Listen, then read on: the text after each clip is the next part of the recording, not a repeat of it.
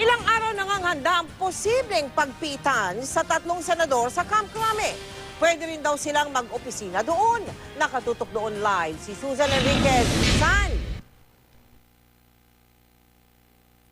Mel, at dahil nga ito'y handang-handa na ang PNP Custodial Center, alam mo, off-limits ito sa media matapos ipakita nung Lunes. At hindi lamang yung loob, maski itong labas nitong PNP Custodial Center ay off-limits na rin sa media. Sa katunayan, bawal na ipakita maging itong harapan nito para makita lang yung pangalan ditong mismong gusali.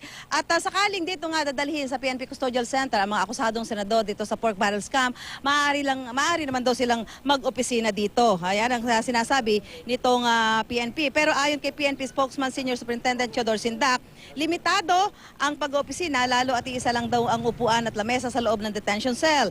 Bawal din ang gadgets gaya ng laptop at computer. Kung sakali, maaari idikta ng senador sa kanyang staff ang mga utos o dapat gawin. Ang live streaming naman ng sesyon ng Senado, papayagan ng pulisya basta't may court order. At dahil itinuturing itong isang high-risk security facility at mga prominenteng personalidad ang kadalasan dinadala rito, mahigpit talaga ang seguridad.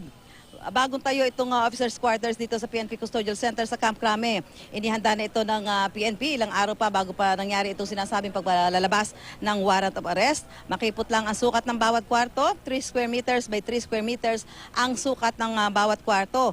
Walang air conditioning ang pagkukulungan pero pwede naman daw ang aircon kung papayagan ng korte. May ceiling fan naman at bago rin ang toilet.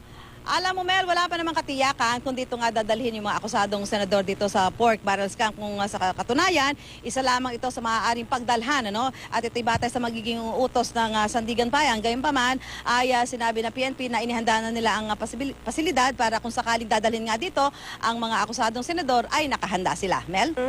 Saan ba pwedeng pagdalahan sa kanila, San? Sa NBI? Pwede rin doon. San? Oo. Pwede rin sa NBI. Yes, Mel, pwede sa NBI. Ano? So, depende ito sa magiging utos ng Sandigan Bayan kung saan ikukomit itong mga akusado nga dito sa pork barrel scam, lalo na itong tatlong senador. Mel?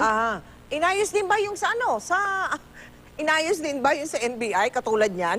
Diyan sa kinokoberan mo, Susan?